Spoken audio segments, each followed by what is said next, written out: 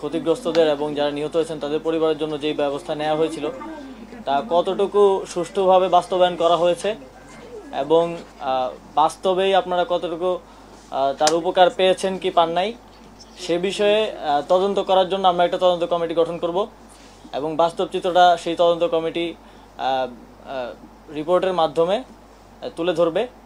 আমি চাই আপনাদের মধ্য থেকে যারা ক্ষতিগ্রস্ত তাদের মধ্য থেকে সরাসরি একজন সেই তদন্ত কমিটিতে থাকবে এবং তিনি নিশ্চিত করবে যে বাস্তব চিত্রটা উঠে আসছে কিনা। এবং আমি আপনারা যেগুলো বললেন আমি নিজেও যখন দেখছিলাম তখন আমি পেয়েছি যে প্রধানমন্ত্রীর যেই তহবিল করা হয়েছিল সেখান থেকে মাত্র 19 থেকে 22 কোটি টাকা আপনাদের জন্য খরচ করা হয়েছিল, বাকিটা সেই তহবিলেই রয়ে গেছে, আছে কি লোপাট হয়ে গেছে সেটা আমরা জানি না। তবে আমি চেষ্টা করব যে সেই তহবিলের যেই বাকি অর্থটা রয়েছে সেটা রানা প্লাজা এবং তাজরিন রানা প্লাজার যারা নিহত তাদের পরিবার এবং আহত যারা আছেন তাদের চিকিৎসা এবং পুনর্বাসনের জন্য যেন ব্যয় করা হয় সেটা আমি নিশ্চিত করার চেষ্টা করব। এবং অনেক জায়গায় চিকিৎসার ব্যয়কে ক্ষতিপূরণ হিসেবে সংজ্ঞায়িত করা হয়েছে।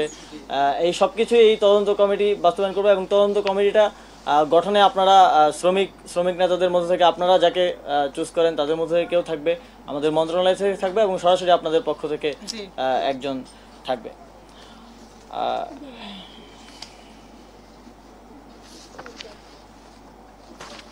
এই তো সাংবাদিক বন্ধুদেরকে ধন্যবাদ ধৈর্য ধরে আজকে আমাদেরকে সময় দেওয়ার জন্য।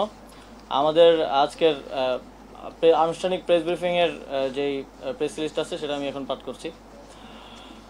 জুলাই আগস্টে ছাত্র নাগরিক অভ্যুত্থানে যে অসংখ্য শ্রমিক নিহত হয়েছে তাদের জন্য গভীর শ্রদ্ধা ও দোয়া রইল। শুধু সভ্যতা নির্মাণই নয়, বাংলাদেশের বিভিন্ন গণতান্ত্রিক লড়াই এবং বিশেষ করে এই অভ্যুত্থানে শ্রমিকরা জীবন দিয়ে প্রাণপণ লড়াই করেছে। 2023 সালে মজুরি বৃদ্ধির আন্দোলনে 4 জন শ্রমিক নিহত হয়েছে।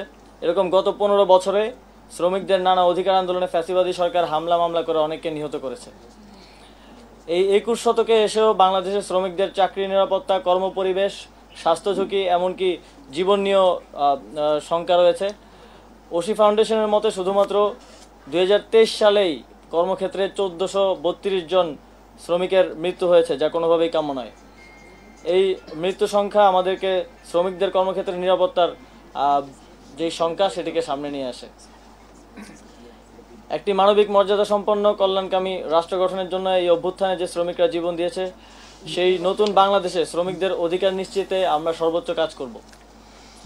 বাংলাদেশে সবচেয়ে বেশি শঙ্কার বিষয় হচ্ছে শ্রমিকদের কর্মক্ষেত্রে জীবনের নিরাপত্তা। এত ঝুঁকি নিয়ে আধুনিক সভ্য রাষ্ট্র এভাবে চলতে পারে না। আমরা প্রায়ই দেখি গার্মেন্টসে বা কারখানায় অগ্নি দুর্ঘটনায় শত শত শ্রমিক মারা যায়। সাভারের রানা প্লাজা এবং তাজরিন গার্মেন্টসে অগ্নিকাণ্ড আমাদের সামনে জ্বলন্ত উদাহরণ। এছাড়া প্রায়ই পরিবহন খাতে দুর্ঘটনা, নির্মাণ খাতে দুর্ঘটনা, ম্যানুফ্যাকচারিং খাত সহ সকল খাতেই শ্রমিকদের যেই জীবন ঝুঁকি সেটি রয়েছে। আমরা কর্মক্ষেত্রে সর্বোচ্চ নিরাপত্তা নিশ্চিতে কাজ করব যাতে আর একটি প্রাণও না ঝরে। আমরা প্রায় বিভিন্ন কারখানা, পোশাক শিল্পে বিনা নোটিশে শ্রমিকদের ছাঁটাই ও বেতন বন্ধের ঘটনা আমরা দেখেছি বিগত সময়ে। যেসব কারখানা ও গার্মেন্টস মালিকরা এসবের সাথে ভবিষ্যতে জড়িত হবেন তাদের বিষয়ে শাস্তির বিধান করা হবে। আমরা বাংলাদেশকে আজকে এই এত দুর্নীতি, অনিয়ম এবং হাজার হাজার কোটি টাকা পাচার হয়ে যাওয়ার পরেও যে বাংলাদেশ টিকে আছে, আমরা যে এখনো ব্যাংকরাপ্ট হই নাই, তার অন্যতম একটা অবদান হচ্ছে বাংলাদেশের শ্রমিকরা। বাংলাদেশের লাখ লাখ শ্রমিক, আপনারা যারা এত ঝুঁকি নিয়ে এত পরিশ্রম করে আসলে দেশটাকে ধরে রেখেছেন, সেজন্য আপনাদেরকে আবারও ধন্যবাদ জানাই। এবং আপনাদের প্রতি যারা এই দেশকে টিকিয়ে রেখেছে প্রকৃত অর্থে, তাদের জন্যই এই নতুন বাংলাদেশ কাজ করবে। এই নতুন বাংলাদেশ যারা ধনী তাদেরকে আরও হাজার হাজার কোটি টাকার ধনী বানানোর জন্য কাজ করবে না। যারা মূলত দেশকে রক্ষা করছে, দেশকে বাঁচিয়ে রাখছে, দেশের অর্থনীতিতে অবদান রাখছে, তাদের জন্যই আমরা কাজ করব। এই কাজ করার জন্য আমরা বদ্ধপরিকর এবং সামনের দিনগুলোতে আপনারা যারা আছেন আপনারাও এই সরকারকে সহযোগিতা করবেন সেই কাজ করার ক্ষেত্রে, এই প্রত্যাশা আপনাদের থেকে রাখছি। ধন্যবাদ সকলকে।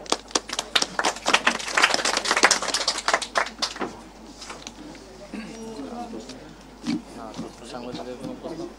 হ্যাঁ, যদি কোনো প্রশ্ন থাকে সাংবাদিকদের প্রশ্ন। আচ্ছা, গণমাধ্যম কর্মীদের কাছ থেকে স্যার অল্প 2-3টা প্রশ্ন নেবেন, যদি আপনারা কেউ যদি কোয়েশ্চেন করতে চান একটু হাত রেজ করতে হবে। না, শুধুমাত্র সাংবাদিকদের কাছ থেকে কোন প্রশ্ন আছে? তারা আসলে এই ক্ষতিপূরণের কথা বলা হচ্ছে এর আগে প্রেজেন্টেশনে পায় নাই, এই বিষয়টা তদন্ত কমিটি করবে না। এই তদন্ত কমিটি কোনো মেয়াদ থাকবে কিনা বা কতদিনের মধ্যে করবে? হ্যাঁ, আমরা মূলত শ্রমিক যারা আসলে ভিকটিম তাদের মধ্য থেকে একজন, এবং শ্রমিক সংগঠন আছে অনেকে দীর্ঘদিন ধরে ওনাদেরকে নিয়ে কাজ করছেন, তাদের মধ্য থেকে প্রতিনিধি রেখে এবং মন্ত্রণালয়ের পক্ষ থেকে প্রতিনিধি রেখে বিকজ এই পুরো স্ট্রাকচারটার মধ্যে শ্রমিক, মালিক, সরকার তিনটা গ্রুপই জড়িত ছিল। হ্যাঁ, সকল স্টেক হোল্ডারকে নিয়েই আমরা একটা তদন্ত কমিটি করে দিব এবং আমরা একটা, আপনারা বলবেন, আপনাদের থেকে যে থাকবে তিনি বলবে অবশ্যই। শ্রমিক তো শ্রমিকদের কথাই বলবো, শ্রমিক তো মালিক তো কখনো শ্রমিকদের, মালিক তো চাইবো যে আমার 10টা শ্রমিক বাদ যাক। সকল স্টেক হোল্ডারদেরকে নিয়েই আমরা একটা তদন্ত কমিটি গঠন করব এবং খুব দ্রুত সময়ের মধ্যে প্রতিবেদন দেওয়ার মাধ্যমে বাস্তব চিত্রটা যদি আমরা পাই, সেক্ষেত্রে পরবর্তী পদক্ষেপ, পরবর্তী আমাদের পক্ষ থেকে স্টেপ নেওয়ার ক্ষেত্রে সেটা আমাদের জন্য সুবিধাজনক হবে।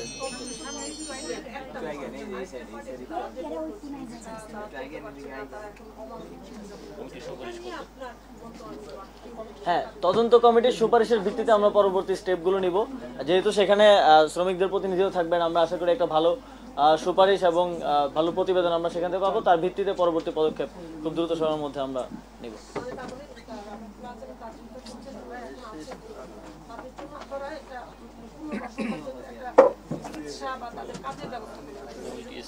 হ্যাঁ, আমি আপনাদের দাবিগুলো দেখেছি, সে ব্যাপারে তো আমি বললাম যে প্রধানমন্ত্রীর ত্রাণ তহবিলের ব্যাপারটা আমরা সিরিয়াসলি দেখব, যে সেটা যদি লোপাট না হয়ে থাকে কিংবা লোপাট হলেও কিভাবে সেটা আপনাদের পুনর্বন্টন করা যায়, এবং আহতদের চিকিৎসার জন্য যেই ট্রাস্ট আছে সেই ট্রাস্ট ঠিকভাবে কাজ করছে কিনা সেটা আমরা মনিটর করব। এই তদন্ত কমিটি সেখানেও দেখবে যে সেই ট্রাস্ট আপনাদের চিকিৎসা নিশ্চিত করতে পারছে কিনা। আর যারা দোষী আছে তাদের বিচার দ্রুত সময়ের মধ্যে করার জন্য আমরা পদক্ষেপ নেব, এবং স্থায়ী পুনর্বাসনের জন্য এই তদন্ত কমিটির প্রতিবেদনের ভিত্তিতে আমরা জরুরি ব্যবস্থা। আমাদের দাবি কিন্তু স্যার ছিল এক জীবনে আয় সম্পন্ন ক্ষতিপূরণ আইলো কনভেনশন আছে স্যার, এবং আহত শ্রমিকদের পুনর্বাসন স্যার, এবং আজীবন চিকিৎসা বলা হয়েছে। আমরা দাবি করছি আজীবন চিকিৎসা। ঠিক, এইটা বর্তমান যে আমাদের ট্রাস্ট কমিটি আছে, ট্রাস্ট এটা কিন্তু চিকিৎসাটা আজীবনে দেওয়ার জন্য করা আছে। আপনি একটু কাগজটা দিয়েন, আমরা যখন কমিটি গঠন করব, কমিটি যখন গঠন করব, কমিটি যখন গঠন করব তখন স্যারকে দেখাই নিয়ে এই বিষয়গুলো আনবো, যাতে একটা সুষ্ঠু সমাধান পান। আপনি মোহাম্মদুল হাসান হৃদয়। মাননীয় উপদেষ্টা, একটু যদি আপনি একটু আপনার বক্তব্য বলেছেন যে কর্ম পরিবেশ বা ইত্যাদি বিষয়গুলো, এখন এইগুলো আপনাদের কোনো স্পেসিফিক কোনো পরিকল্পনা আছে কিনা, এবং শ্রমিকের বেতন, এবং আমরা বিষয় সময় বিভিন্ন সময় দেখছি যে ঈদের সময় বোনাস ইত্যাদি নিয়ে হচ্ছে, স্পেসিফিক কোনো পরিকল্পনা আপনার আছে কিনা যে এটা সমাধানের, বা কি বারবার যেন রাস্তায় না নামতে হয়। এবং মালিকদের বিরুদ্ধে আপনি একটা ব্যবস্থার কথা বলেছেন একটু আগে, সেগুলো কি আসলে? আমি আজকেই দায়িত্ব গ্রহণ করলাম এবং আনুষ্ঠানিকভাবে আমার কার্যক্রম শুরু করছি। এই বিষয়গুলোতে ইন্টারন্যাশনাল স্ট্যান্ডার্ডে এক্সপার্টদেরকে নিয়ে বসে আমরা সুনির্দিষ্ট পরিকল্পনা খুব দ্রুত সময়ের মধ্যে আপনাদের সামনে উত্থাপন করতে পারবো। যেহেতু আমরা সাংবাদিকরা শ্রম আইনের মধ্যে পড়ছি, আমার একটা কথা হচ্ছে যে গত এই আন্দোলনের পরে 13টা গণমাধ্যম, টেলিভিশন, পত্রিকা সহ 13টা গণমাধ্যম আক্রান্ত হয়েছে, এবং এই বিষয়ে আসলে আমরা এখন পর্যন্ত সরকারের কোনো ধরনের, যারা অন্তর্বর্তীকালীন সরকার, তাদের কোনো ধরনের কোনো প্রতিক্রিয়া কিংবা স্টেটমেন্ট কিছু দেখিনি, এবং গতকালকেও 5টা গণমাধ্যম আক্রান্ত হয়েছে। এই বিষয়ে আসলে আপনারা যারা ছাত্র আন্দোলনকারী সমন্বয়ক এবং অন্তর্বর্তীকালীন সরকার, তাদের অবস্থানটা যদি পরিষ্কার করতেন। ধন্যবাদ। এই আন্দোলনটা আমরা খুব শান্তিপূর্ণভাবে করেছি, আপনারা জানেন শুরু থেকে। দীর্ঘ প্রায় প্রথম 15 দিনের মতো আমরা আন্দোলন কর্মসূচি চালিয়ে গিয়েছি, যেখানে সাংবাদিক বন্ধুদের সাথে আমাদের খুব সৌহার্দ্যপূর্ণ সম্পর্ক ছিল। পুলিশের সাথেও আমাদের কোনো প্রকার হানাহানি কিংবা উত্তেজনাকর পরিস্থিতির সৃষ্টি হয়নি। কিন্তু যখন ছাত্রদের উপর হামলা করা হলো আওয়ামী লীগ সরকারের মদদে এবং সরকারি বাহিনীগুলোকে লেলিয়ে দেওয়া হলো, তখনই একটি অপ্রীতিকর পরিস্থিতির উদ্ভব ঘটে এবং তারই পরিপ্রেক্ষিতে কিন্তু আমরা এক দফার দাবিতে আন্দোলনটি পরিচালনা করি। এই আগের সরকারের ক্ষমতা ধরে রাখার জেদের কারণে এই পুলিশ বাহিনী সহ জনগণের বিরুদ্ধে যে পুলিশ বাহিনীকে দাঁড় করে দেয়া এবং এই কারণে যে অপ্রীতিকর পরিস্থিতির সৃষ্টি হয়েছে, তারই পরিপ্রেক্ষিতে আসলে পরবর্তীতে এখন পর্যন্ত বাংলাদেশের law and order situation enforce হয় নাই, আপনারা জানেন, এবং সে কারণে আমরা সব বিষয়গুলোকে সেভাবে করতে পারছি না, লুক আফটার করতে পারছি না। কিন্তু এই সময়ে ঘটে যাওয়া যে দুর্ঘটনাগুলো ঘটেছে সেগুলোর বিষয়ে সরকার কেন্দ্রীয়ভাবে সিদ্ধান্ত নেবে এবং তার পরিপ্রেক্ষিতে যারা ক্ষতিগ্রস্ত হয়েছে তাদের ব্যাপারে সরকার সিদ্ধান্ত জানাবে। একটু বিষয়টা বুঝি, এটাই আমি বলতাম যে আপনারা তো নিশ্চয়ই সাপোর্ট করেন না, আপনারা যে ছাত্র আন্দোলন করে গণ অভ্যুত্থান করেছেন, তারা এই যে গণমাধ্যমের উপর হামলা বিষয়টা অবশ্যই আপনারা সাপোর্ট করেন। এবং গতকালকে যেটা বলছিল আমার তো বিশ্বাস ছিল স্ট্রেস মিডিয়াতে হামলা করেছে, সেই 10 দিন পরও 5 আগস্ট একরকম হয়েছিল, এখন আরেক রকম, এখনো যে মানে চলমান এই বিষয়টা, সেটা তো নিয়ে আপনাদের তো বার্তা নিশ্চয়ই আছে আপনাদের পক্ষ থেকে, মানে ছাত্রদের পক্ষ থেকে, আপনারা সরকারের পক্ষ থেকে একরকম থাকে, সেটা যদি আপনি বলেন। আপনারা না, আমরা এই বার্তাটা বারবার দিয়েছি যে সাংবাদিক বন্ধুগণ, সাংবাদিকরা আমাদের বন্ধু এবং আপনারাই আমাদের কথাগুলো ছড়িয়ে দিয়েছেন। এই আন্দোলনটাকে সারা দেশে ছড়িয়ে দেওয়ার ক্ষেত্রে আপনাদের অবদানটাও অন্যতম।